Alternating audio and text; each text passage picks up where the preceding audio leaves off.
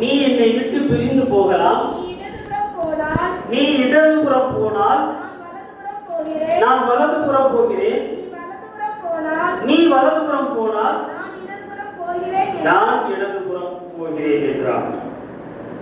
ஜெபிக்கலாம். தலைகளை தாழ்த்தி ஒரு விஷயம்.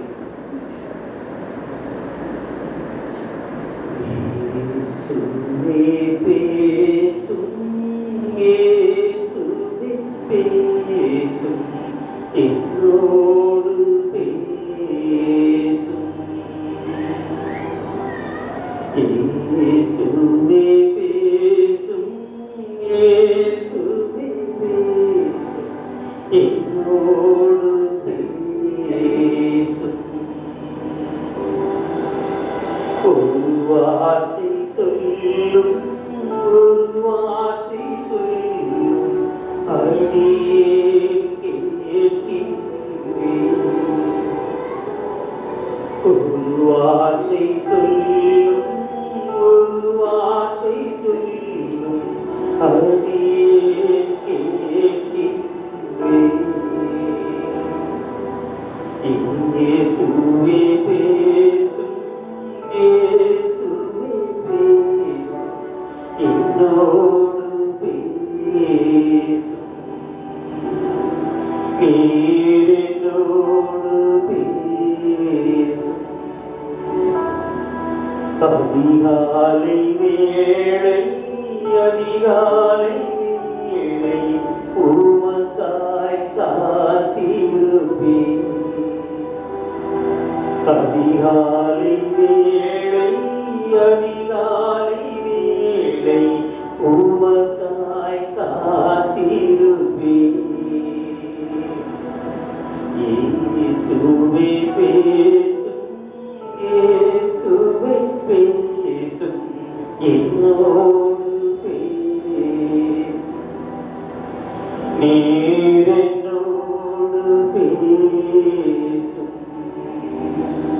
தினம் என்னோடு பேசும்.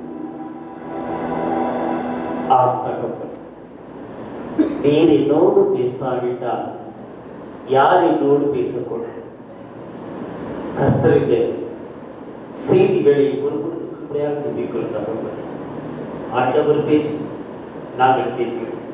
துதிகள் நமக்கு யாவற்றையும் உமக்கென்று நாங்கள் ஏறெடுக்கிறோம். எங்கள் ஆண்டவரமாக இயேசு நாம் ஜெபிக்கிறோம். எங்கள் ஜீவனுள்ள நல்ல தகப்பனே, ஆமென்.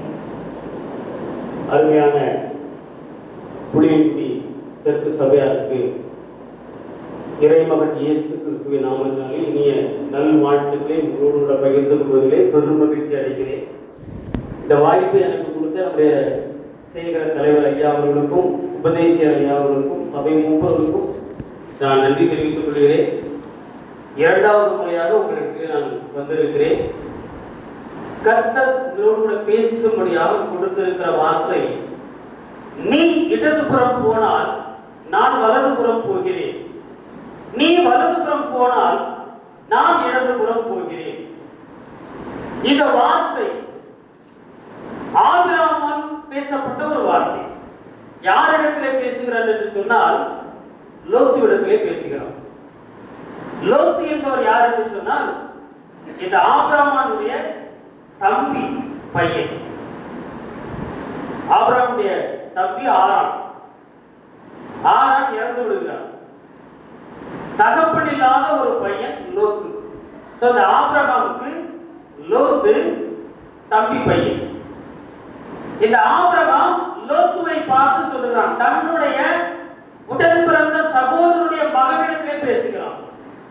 நீ வலதுபுறம் போனால் நான் இடதுபுறம் போகிறேன், நீ இடதுபுறம் போனால் நான் வலதுபுறம் போகிறேன். சற்று யோசித்து பாருங்கள். நம்முடைய குடும்பங்களிலும் அண்ணன் தம்பியாக எல்லாரும் உட்கார்ந்து இருக்கோம்.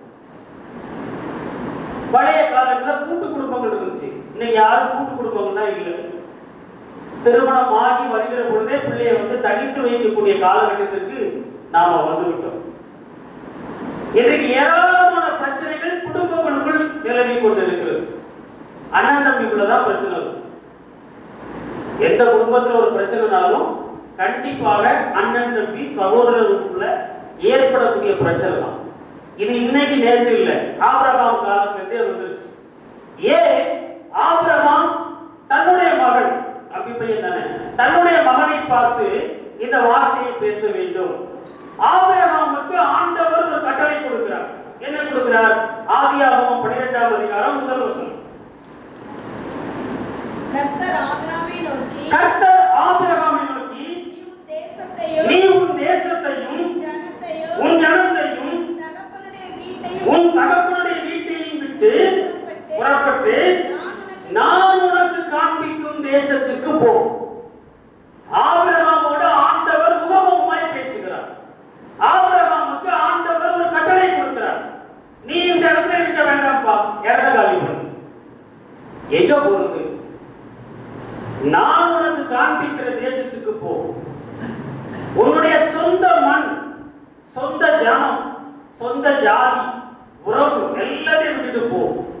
நான் உனக்கு காண்பிக்கிற ஒரு தேசத்துக்கு போன்னு சொல்லி கர்த்தர் ஆபிரகாமிற்கு ஒரு கட்டளை கொடுக்கிறார். கர்த்தர் ஒரு கட்டளை கொடுக்கிறார் என்று சொன்னால் there is a purpose, ஒரு நோக்கம் இருக்கும். கர்த்தர் எதையுமே நோக்கம் இல்லாமல் சித்தம் இல்லாமல் எதையும் செய்கிறவர் அல்ல. ஒரு நோக்கம். என்ன நோக்கம் கொடுக்கிறார்? அதே அதிகாரம் 2-3 வசனங்கள். நான் உன்னை பெரிய ஜாதியாக்கி உன்னை ஆசீர்வதித்து உன் பேரை பெருமைப்படுத்துவேன். நீ ஆசீர்வாதமாய் இருப்பாய். உன்னை ஆசீர்வதிக்கிறவர்களை ஆசீர்வதிப்பேன், உன்னை சபிக்கிறவர்களை சபிப்பேன். பூமியில் உள்ள வம்சங்கள் எல்லாம் உனக்குள் ஆசீர்வதிக்கப்படும். There is a purpose. நான் உன்னை இந்த தேசத்தை விட்டு வெளியே போன்னு சொல்றேன். ஏன்? நான் உன்னை என்ன செய்ய போகிறேன்னா பெரிய ஜாதியாக போகிறேன், உன்னை ஆசீர்வதிக்க போகிறேன், உன்னுடைய பெயரை பிரபலப்படுத்த போகிறேன். நீ ஆசீர்வாதமாய் இருப்பாய். உன்னை யாரெல்லாம் ஆசீர்வதிக்கிறார்களோ அவர்களை நான் ஆசீர்வதிப்பேன். உன்னை யாரெல்லாம் சபிக்கிறார்களோ அவர்களை நான் சபிப்பேன். எவ்வளவு பெரிய ஒரு ஆசீர்வாதம் பாருங்க. எப்படிப்பட்ட ஒரு வரம்! இந்த வரத்தை ஆபிரகாமுக்கு கொடுக்க வேண்டும் என்பதற்காக ஆண்டவர் அவனுக்கு ஒரு கட்டளை கொடுக்கிறார். இந்த இடத்தை விட்டு கடந்து இன்னைக்கு ராத்திரி 12 மணிக்கு உங்க வீட்டுக்கு திடீர்னு கர்த்தர் வந்து நிற்கிறார், எழுப்புறார். எப்பா எந்திரி. என்ன ஆண்டவரே, காலையில என்ன செய்ய எனக்கு தெரியாது, எல்லாத்தையும் விட்டுட்டு நான் உனக்கு காண்பிக்கிற இடத்துக்கு போ அப்படின்னு சொன்னா நம்ம எத்தனை பேர் போவோம்? என்ன ஆண்டவரே, பைத்தியக்காரத்தனமா இருக்கு. நான் இடத்த பார்க்கணும், விவசாயத்தை பார்க்கணும், கடையை பார்க்கணும், என் வீட்டை பார்க்கணும், என் பிள்ளைய பார்க்கணும், என் மகனை பார்க்கணும், எவ்வளவு வேலை இருக்குது இல்லையா? ஆனால் ஆபிரகாம் கர்த்தர் சொன்ன வார்த்தைக்கு அப்படியே கீழ்ப்படிகிறான், அப்படியே கீழ்ப்படிகிறான். ஆண்டவர் என்ன சொல்றாரோ அதை அப்படியே பிடித்துக் கொள்ளுகிற ஒரு பாக்கியம். அதே அதிகாரம் 5ஆம் வசனம். ஆபிரகாம் தன் மனைவியாகிய சாராளையும் தன் சகோதரனுடைய குமாரனாகிய லோத்தையும் தாங்கள் சம்பாதித்திருந்த தங்கள் சம்பத்து எல்லாவற்றையும் ஆரானிலே சபதரித்த ஜனங்களையும் கூட்டிக் கொண்டு அவர்கள் கானான் தேசத்திற்கு புறப்பட்டு போய் கானான் தேசத்தில் சேர்ந்தார்கள். கடவுள் ஒரு வார்த்தை கொடுத்தாச்சு, நீ இடத்த காலி பண்ணு போ. ஏன் போனோம்? உன்னை நான் பெரிய ஜாதியாக போறேன், உனக்கு பெரிய ஆசீர்வாதத்தை கொடுக்க போறேன், உன்னுடைய பேரை வந்து பிரபலப்படுத்த போறேன் அப்படின்னு சொன்ன உடனே சுயநலமாக அவன் சிந்திக்கல. அவன் என்ன செய்கிறான்? தன்னுடைய மனைவியை அழைத்துக் கொள்கிறான், இறந்து போன தன்னுடைய தம்பி மகனை அழைத்துக் கொள்கிறான், தன்னுடைய சொந்த பந்தங்கள் எல்லாரையும் கூப்பிடுறான். எப்பா, கடவுள் எனக்கு ஒரு வாக்கு கொடுத்திருக்கிறார், அந்த வாக்கை நம்பி நான் கிளம்பி போறேன். நீங்களும் எனக்கு என்ன ஆசீர்வாதம் கிடைக்கிறதோ அதை நீங்களும் பெற்றுக்கொள்ள வேண்டும், எல்லாரும் பெற்றுக்கொள்ள வேண்டும். வாங்க, என் கூட வாங்கன்னு சொல்லி எல்லாரையும் அழைத்து கொண்டு போய் அவன் கிளம்பி போனான். கர்த்தர் சொன்ன வார்த்தைக்கு அவன் அப்படியே கீழ்ப்படினான். சரி, போயாச்சு. ஒரு புது தேசத்துல போய் உட்கார்ந்துருச்சு. கானான் தேசத்துல போய் உட்கார்ந்துருச்சு. அங்க உட்கார்ந்ததுக்கு அப்புறம் புதிய புதிய பிரச்சனைகள் வருது. என்ன பிரச்சனை வருது? 13ஆம் அதிகாரம் 5-6 வசனம். ஆபிரகாமுடைய வந்த லோத்துக்கும் ஆடு மாடுகளும் கூடாரங்களும் இருந்தன. அவர்கள் ஒருமித்து குடியிருக்க அந்த பூமி அவர்களை தாங்க கூடாததாய் இருந்தது. பூமிக்கு அவர் மேல ஒரு பொறாமை வந்துச்சு. அவர்களுடைய ஆஸ்தி மிகுதியா இருந்தபடியால் அவர்கள் ஒருமித்து வாசம் பண்ண ஏதுமில்லாமல் போயிற்று. பிரச்சனை எங்க வருது பாத்தீங்களா? சொத்துல வருது. ஆபிரகாமுக்கும் சொத்து இருக்குது, கூட வந்த லோத்துக்கும் சொத்து இருக்குது. எல்லாத்தையும் கொண்டு வந்துதான் ஒன்னா உட்கார்ந்து இருக்கிறாங்க. அந்த சொத்து பிரச்சனை ரெண்டு குடும்பங்களுக்குள்ள உருவாகும். பெரியப்பாக்கும் பிள்ளைக்கும் வரும். அவருடைய ஆஸ்தி மிகுதியாக இருந்தபடியால் எங்க பிரச்சனை வருது? எங்கெல்லாம் ஆஸ்தி அதிகமாகிறதோ, எங்கெல்லாம் சொத்து அதிகமாகிறதோ அங்க பிரச்சனை தானாகவே உருவாகி விட்டது. இன்னைக்கு இல்ல, அன்னைக்கே வந்தாச்சு. சரி, ஒரு சின்ன பிரச்சனை வந்த உடனே அந்த பிரச்சனையை ஊதி ஊதி ஊதி ஊதி பெருசாக்குறதுக்கு நம்மை சுற்றி சில பேர் இருப்பாங்க. அது நண்பர்களாக இருக்கலாம், உறவினர்களாக இருக்கலாம், பக்கத்து வீட்டுக்காரனா இருக்கலாம், மாமியாரா இருக்கலாம், மருமகளா இருக்கலாம். யாரோ ஒருத்தர் ரெண்டு பேருக்கு இடையில ஒரு பிரச்சனை வந்துச்சுன்னா அந்த பிரச்சனையை சரி பண்ணுவதற்கு முயற்சிக்க மாட்டாங்க. ஏய், உன்னைய பத்தி என்ன சொன்னா தெரியுமா? ஏன் உன்னைய பத்தி இப்படி பேசிட்டாப்பா அப்படின்னு சொல்லி அந்த பிரச்சனை, சின்ன பிரச்சனை பெருசாகி போடுவாங்க. இங்கேயும் அப்படி ஒரு கூட்டம். ஆதியாகமம் 13ஆம் அதிகாரம் 7ஆம் வசனம். ஆபிரகாமுடைய மந்தை மேய்ப்பருக்கும் லோத்துடைய மந்தை மேய்ப்பருக்கும் வாக்குவாதம் உண்டாயிற்று. எப்ப சண்டை? யாருக்கும் சண்டை? ஆபிரகாமுக்கும் லோத்துக்கும் தான் சண்டை. ஏன் சண்டை? அவர்கள் தான் அந்த சொத்துக்கு உடமைஸ்தர்கள் இல்லையா, உரிமையாளர்கள். பிரச்சனை வந்தா அந்த ரெண்டு பேருக்கு தான் பிரச்சனை வரும். ஆபிரகாமுக்கு லோத்துக்கு தான் பிரச்சனை வரும். ஆனால் ஆபிரகாமுடைய மந்தையை மேய்ப்பதற்காக வேலைக்காரன் வச்சிருக்கிறாங்க, லோத்துடைய மந்தையை மேய்ப்பதற்காக மேய்ப்பர்கள் வச்சிருக்கிறாங்க. இந்த ரெண்டு மேய்ப்பர்களுக்குள் சண்டை வருகிறது. சண்டை போட வேண்டியது ஆபிரகாமும் லோத்து. ஆனா இப்ப யார் சண்டை போட்டு இருக்கா? வேலைக்காரர்கள். நமக்கு கீழாக பணிபுரியக்கூடியவர்கள் நமக்கு எதிராக பிரச்சனைகளை பெருசுபடுத்துகிறார்கள். மந்தையை மேய்க்க வந்த மேய்ப்பர்கள். நாம எதற்காக அந்த இடத்துக்கு வந்திருக்கிற ஒரு சின்ன சின்ன கூட இல்லை. நமக்கு என்ன வேலை கொடுத்திருக்காங்க? மந்தையை மேய்ப்பது. அதை மட்டும் மேய்ச்சிட்டு போயிருந்தா பிரச்சனையே வராது. ஆனால் மேய்ப்பர்களுக்குள் சண்டை வருகிறது, கடுமையான வாக்குவாதம் வருகிறது. இந்த செய்தி ஆபிரகாமுக்கு போகுது. என்னையா இது? மந்தையில எப்ப பார்த்தாலும் ஒரே சண்டை, ஒரே பிரச்சனை.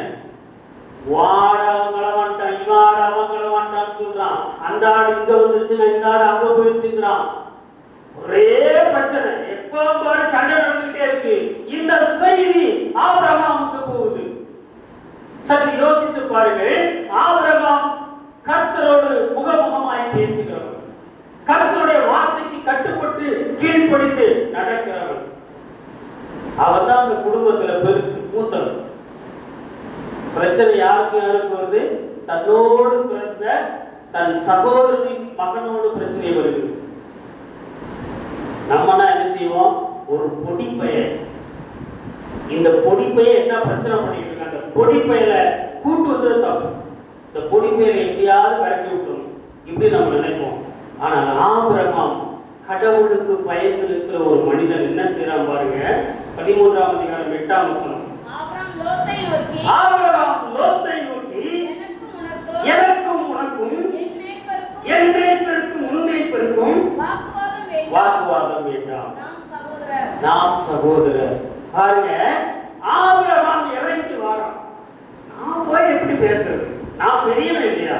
நான் மூத்தவன் இல்லையா? நான் தகப்பன் இல்லையா? பிள்ளைங்க எங்க வந்து பேசணும் அப்படின்னு அவன் காத்து இருக்கல. நேர போறான். சண்டைன்னு வந்தாச்சு, பிரச்சனைன்னு வருது. என்னப்பா பிரச்சனை? இங்க வாங்க. என்ன பிரச்சனை? உனக்கு எனக்கு என்னப்பா பிரச்சனை? உண்மைக்கும் என்மைக்கும் ஏன் பிரச்சனை? நாமெல்லாம் யாரு? சகோதரர்கள். நாம எல்லாரும் ஒரே குடும்பம், ஒரே ரத்தம். ஏன் சண்டை போட்டுக்கிட்டு இருக்கோம்? சமாதானத்தை நோக்கி ஆபிரகாம் ஒரு அடி எடுத்து வைக்கிறான். பெரிய மனுஷன், குடும்பத்துக்கே மூத்தவன், தகப்பன் ஸ்தானத்துல இருக்கிறான், பெரிய அதிபதி, ஏராளமான செல்வந்தங்கள் இருக்கு. அவன் உத்தரவு போட்டா என்ன வேணாலும் பண்ணிருக்கலாம். ஆனால் அவன் இறங்கி வா, தன் மகனை அழைத்து பேசுகிறான். ஏன்பா பிரச்சனை முடியும்? உனக்கு எனக்கு என்ன? உண்மைக்கும் எண்மைக்கும் என்ன பிரச்சனைப்பா?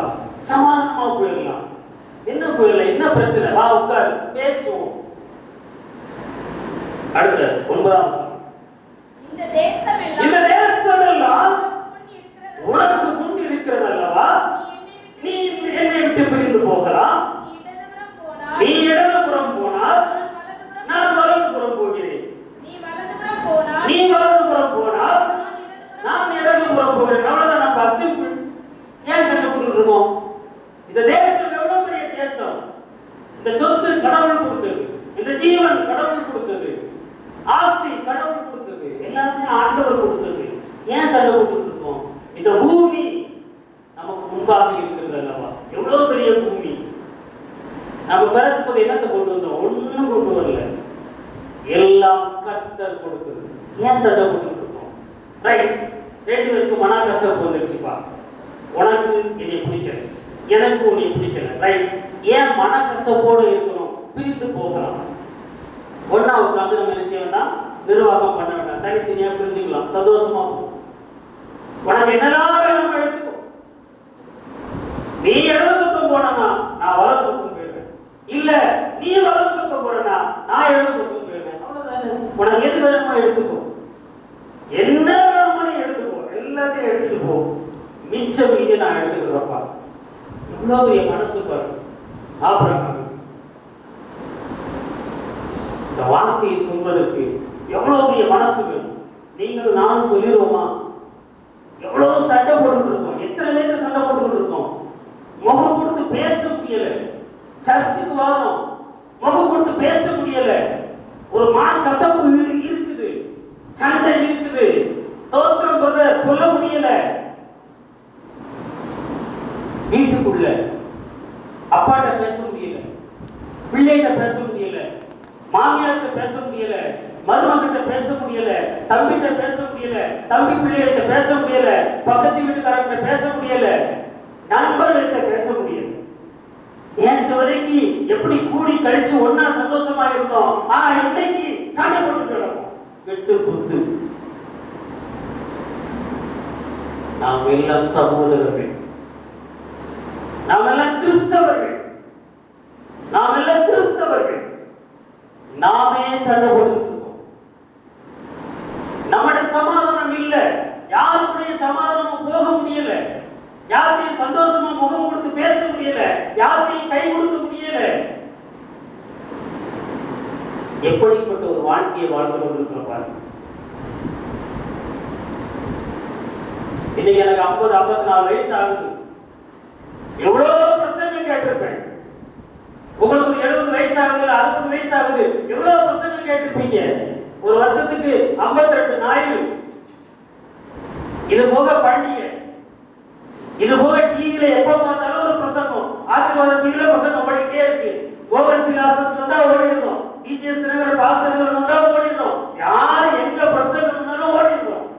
ஒரு வருஷத்துக்கு குறைஞ்சது 100 பிரசங்கம் கேட்கும். 50 வருஷம்னா 5000 பிரசங்கம் கேட்டிருக்கும். காதுல வந்து விழுந்துகிட்டே இருக்குது. ஆனால் என்னால் சமாதானமாக இருக்க முடியவில்லை. யாரோடையும் சமாதானமா இருக்க முடியல. எதற்காக சண்டை போட்டுட்டு இருக்கோம்? ஒரு சாதாரண ஒரு பிரச்சனை, ஒரு சின்ன பிரச்சனை. எவ்வளவு ஒருத்தர் கொளுத்தி போட்டிருப்பான். நம்மளை பத்தி அவங்க தப்பா சொல்லியிருப்பாங்க, இல்ல அவங்களை பத்தி நம்மகிட்ட ஒரு தப்பான ஒரு வார்த்தையை சொல்லியிருப்பாங்க. அதை நாம கேட்டு மனசுக்குள்ள போட்டு புடுங்கி புடுங்கி புடுங்கி புடுங்கி புடுங்கி அதை பெருசாக்கி சண்டை போடுவோம். கிறிஸ்தவர்கள் எல்லா இடத்துலயும் சண்டை, சர்ச்சுக்குள்ள சண்டை, தெருக்குள்ள சண்டை, வீட்டுக்குள்ள சண்டை, சொந்தங்களுக்குள்ள சண்டை, நண்பர்களுக்குள்ள சண்டை. யாரோடும் சமாதானத்திற்கு நாம தயாராக இல்லை.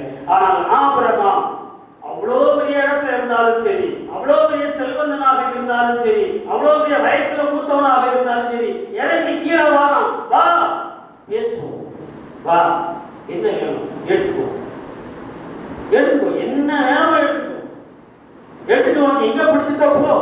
நீ கிழக்க போனா நான் மேற்க போறேன், நீ மேற்க போனா நான் கிழக்க போறேன். இவ்வளவுதானே. எப்படிப்பட்ட மனசு பாரு. நம்ம வீட்டுக்குள்ள அந்த கசப்பு இருக்குதா? மாமியார்ட்ட பேசாம இருக்குமா? மருமகிட்ட பேசாம இருக்குமா? உங்க கூட பிறந்த தம்பிட்ட சொத்துக்காக சண்டை போட்டு இருக்குமா? பக்கத்து வீட்டுக்காரட்ட ஒரு அடி இடத்துக்காக சண்டை போட்டு உட்கார்ந்து இருக்குமா? சற்று யோசித்து பாருங்க. சரி, லோத் என்ன பண்றான் பாருங்க. 13ஆம் அதிகாரம் 11ஆம் வசனம். அப்பொழுது லோத்து யோர்தானுக்கு அருகான சமபூமி முழுவதையும் தெரிந்து கொண்டு கிழக்கே பிரயாணப்பட்டு போனான். இப்படி அவர்கள் ஒருவரை ஒருவர் பிரிந்தார்கள். லோத்து ஆபிரகாம் கூப்பிட்டு பேசின உடனே லோத்துடைய மனசு இழகல. ஏன் இழகல? என்ன செஞ்சிருக்கணும்? ஐயோ, நம்ம தகப்பன் இல்லாத பிள்ளை, அப்பா செத்து போயிட்டாரு, பெரியப்பா தானே இவ்வளவு நாள் நம்மளை தூக்கி வளர்த்தாரு, அவர் தானே தேசத்துக்கு நம்ம அழைச்சு கொண்டு வந்தாரு, இவ்வளவு நாள் அவர் தானே பாதுகாத்து வந்தாரு. என்ன பெரியப்பா? சரி பெரியப்பா, சாரி பெரியப்பா, அவ்வளவுதானே, மன்னிச்சுக்கோங்க, ஏதாவது நான் தப்பு பண்ணினா மன்னிச்சுக்கோங்க பெரியப்பா. இதுக்கு இந்த வார்த்தை சொல்லணுமா? வேண்டாம் பெரியப்பா, நீங்க என்ன சொல்றீங்களோ நான் கேட்டுக்கிறதுன்னு சொல்லி இருந்திருக்கலாம். ஆனா லோத்து அதை சொல்லல.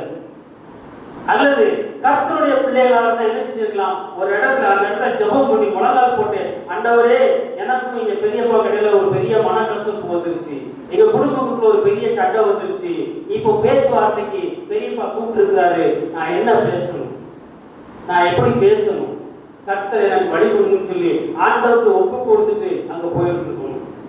எதுவுமே இல்லை. சொன்ன உடனே லோத்து இதுதான் டைம் அப்படின்னு சொல்லிட்டு எல்லாத்தையும் பிரிச்சுட்டு கிழக்கு நோக்கி போறான். எங்க போறான்? அடுத்த வருஷம் 12. ஆபிரகாம் கானான் தேசத்தில் குடியிருந்தான். லோத்து அந்த யோர்தானுக்கு அருகான சமபூமியில் உள்ள பட்டணங்களில் வாசம் பண்ணி சோதோமுக்கு நேரே கூடாரம் போட்டான். எங்க போகுது பாருங்க, அந்த கால் ஓடுது பாருங்க, எங்க ஓடுது? சோதோமுல கொண்டு போய் சேர்க்கு. சோதோம் பட்டணம் நமக்கு தெரியும், பைபிள்ல படிச்சிருக்கிறோம். ஆணும் ஆணும் விபச்சாரம் செய்கிற ஒரு பட்டணம், பெண்ணும் பெண்ணும் விபச்சாரம் செய்கிற ஒரு பட்டணம். அந்த பட்டணத்தை நோக்கி லோத்துவின் கால் நகருது. எங்க இருதயத்துக்குள்ள சமாதானம் இல்லையோ, எப்ப இருதயம் முழுக்க கசப்பு இருக்கிறதோ, நம்ம எடுக்கிற முடிவுகள் எல்லாமே தப்பா போய் கால் எங்க போகுது? சோதோம் பட்டணத்துக்கு நேராக போகுது. அங்க போய் லோத்து நிம்மதியா இருந்தானா? இருக்க முடியல. படையெடுத்து வாராங்க. லோத்துவையும் அவன் மனைவியையும் அவன் ஊழியக்காரரையும் பிடிச்சிட்டு போயிருக்காங்க. 14ஆம் அதிகாரம் 12ஆம் வசனம். ஆபிரகாமின் சகோதரனுடைய குமாரனாகிய லோத்து சோதோமிலே குடியிருந்தபடியால் அவனையும் அவன் பொருட்களையும் கொண்டு போய் விட்டார்கள். அவனையும் அவன் பொருட்களையும் கொண்டு போய் விட்டார்கள். பாருங்க, இந்த சொத்தை பிரிச்சு கொண்டு போயிட்டா நான் சந்தோஷமா இருப்பேன், நான் எஜமான் மாதிரி இருப்பேன்னு சொல்லிட்டு இந்த பையன் எல்லாத்தையும் பிரிச்சுட்டு ஓடுறான். அங்க போய் சோதோம்ல போய் மாட்டிக்கிட்டான். படையெடுப்பு வருகிறது. அவனை கைதியாக பிடித்து கொண்டு போய் விடுகிறார்கள். அப்ப லோத்து யார் வந்து காப்பாத்துறா? இதே ஆபிரகாம் தான் போய் காப்பாத்துறான். ஆபிரகாம் செய்தி போது, ஏய் உன் தம்பி பிள்ளைய கைது பண்ணி கூட்டு போயிட்டாங்கப்பா, குடிச்சிட்டு போயிட்டாங்கப்பா, ஏதாவது செய்யும் சொன்ன உடனே அவன் தான் போறான். 14ஆம் அதிகாரம் 16ஆம் வசனம். சகல பொருட்களையும் திருப்பி கொண்டு வந்தான். தன் சகோதரனாகிய லோத்தையும் அவனுடைய பொருட்களையும் ஸ்திரீகளையும் ஜனங்களையும் திருப்பி கொண்டு வந்தான். பாருங்க, யாரு வேண்டாம்னு நீங்க உதவி தள்ளிட்டு போனீங்களோ அவன் தான் உங்களுக்கு உதவி செய்யறதுக்கு ஓடியான். இதுதான் வாழ்க்கை. மனம்போன வாழ்க்கை வாழுகிற பொழுது நான் மட்டும் கஷ்டப்பட மாட்டேன், என்னை சுற்றி இருக்கிற என் மனைவி, என் பிள்ளைகள், என் நண்பர்கள் எல்லாருமே சங்கடப்படுவாங்க. எனக்கும் இன்னொருத்தருக்கும் சண்டை வந்துருச்சுன்னா அவனுடைய ஃப்ரெண்ட்ஸுக்கும் என் ஃப்ரெண்ட்ஸுக்கும் சண்டை வந்துடும். அவங்களுக்கு எந்த பிரச்சனையும் இருக்காது. பிரச்சனை யாருக்கு இருக்கும்? எனக்கும் என் நண்பனுக்கும் தான். ஆனா என்னை சுற்றி இருக்கக்கூடிய என் நண்பர்களுக்கும் அவனை சுற்றி இருக்கக்கூடிய நண்பர்களுக்கும் சண்டை வந்துடும். அவங்க ஒருத்தர் அடிச்சுட்டு இருப்பாங்க. எங்கேயுமே நிம்மதி இருக்காது. ஒரு தவறான ஒரு முடிவு எடுக்கிற பொழுது நானும் நிம்மதியா இருக்க மாட்டேன், என்னை சுற்றி இருக்கிறவங்களும் நிம்மதியா இருக்க முடியாது. லோத்துக்கு அப்படிப்பட்ட ஒரு வாழ்க்கை கிடைக்கும். இதான் வாழ்க்கை. ஆபிரகாம் என்ன இருந்தது? 13ஆம் அதிகாரம் 14-15 வசனங்கள். லோத்து ஆபிரகாமுக்கு பிரிந்த பின்பு கர்த்தர் ஆபிரகாமை நோக்கி, உன் கண்களை ஏறெடுத்து நீ இருக்கிற இடத்திலிருந்து வடக்கையும் தெற்கையும் கிழக்கையும் மேற்கையும் நோக்கி பார். நீ பார்க்கிற இந்த பூமி முழுவதையும் நான் உனக்கும் உன் சந்ததிக்கும் என்றென்றைக்கும் இருக்கும்படி கொடுத்து உன் சந்ததியை பூமியின் தோலை போல பெருக பண்ணுவேன். எவ்வளவு ஒரு வாக்குத்தத்தம் பாருங்க. கர்த்தருடைய வார்த்தைக்கு கீழ்ப்படிந்து சமாதானத்தை நோக்கி நகர்கிற கால்களுக்கு ஆண்டவர் கொடுக்கிற ஆசீர்வாதம் என்ன? பாப்பா லோத்து போயிட்டானா, எல்லாத்தையும் பிரிச்சு எடுத்து போயிட்டானா, கவலைப்படாது. இங்க வா, எல்லா பக்கத்தையும் சுத்தி பாரு. கிழக்க பாரு, மேற்க பாரு, வடக்க பாரு, தெற்க பாரு. எங்கெங்க எதை பாக்குறியோ அதெல்லாம் உனக்கு சொந்தம். நீ கால் மிதிக்கும் தேசங்கள் உனக்கு தருவேன். போ நட. எங்கெங்க நடந்து போறியோ அந்த தேசம் அத்தனையும் நான் உனக்கு தரேன். உன்னை இந்த பூமியில பெரிய ஜாதியா ஆண்டவருடைய வார்த்தைக்கு கீழ்ப்படுகிற ஒரு மகனுக்கு ஆண்டவர் கொடுக்கிற ஆசீர்வாதம் பாருங்க. எத்தனை பெரிய ஆசீர்வாதம். சமாதானத்தின் கரங்கள் நம்ம கூடவே இருக்கிற பொழுது, ஒருவேளை இன்னைக்கு கொஞ்சம் கஷ்டமா இருக்கலாம், கொஞ்சம் ஒரு அவமானமா இருக்கலாம். மாமியார் என்னை பத்தி குறை சொல்லிட்டாங்க, நான் எப்படி அவங்க மூஞ்சில முழிப்பேன் அப்படின்னு நினைச்சுக்கிட்டு இருக்கவங்க இன்னைக்கு போய் மாமியார்ட்ட சமாதானமா பேசுங்க. மருமகிட்ட சமாதானம் இல்லாமல் இருக்கிற மாமியார்கள் பரவாயில்ல, இன்னைக்கு மருமகிட்ட போய் பேசுங்க. தம்பி கூட சண்டை போட்டு கோர்ட்ல கேஸ் போட்டிருக்க யாராவது இருந்தா போய் இன்னைக்கு தம்பிட்ட போய் பேசுங்க, அண்ணன்ட்ட பேசுங்க, பக்கத்து வீட்டுக்காரங்க பேசுங்க. அவமானமா இருக்கலாம், ஒருவேளை நான் போனா மதிக்க கூட மாட்டேன் சார், பரவாயில்ல சார், பரவாயில்ல பரவாயில்ல, ஆண்டவர் பார்த்து கொண்டிருப்பார், ஆண்டவர் பார்த்து கொண்டிருப்பார். சமாதானத்திற்காக நீங்கள் அடியெடுத்து வைக்கிற பொழுது ஆண்டவர் உங்களுக்காக இறங்கி வருவார். ஆபிரகாம் லோத்துட்ட பேசுகிற வார்த்தையை உங்கள் வீடுகளில் எழுதி வைத்துக் கொள்ளுங்கள். இந்த வசனத்தை அப்படியே எழுதி வச்சுக்கோங்க. 13ஆம் அதிகாரம் 9ஆம் வசனம். இந்த தேசம் எல்லாம் உனக்கு முன் இருக்கிறது அல்லவா, நீ என்னை விட்டு பிரிந்து போகலாம். நீ இடதுபுறம் போனால் நான் வலதுபுறம் போகிறேன், நீ வலதுபுறம் போனால் நான் இடதுபுறம் போகிறேன். இந்த வார்த்தையை எழுதி வச்சுக்கோங்க.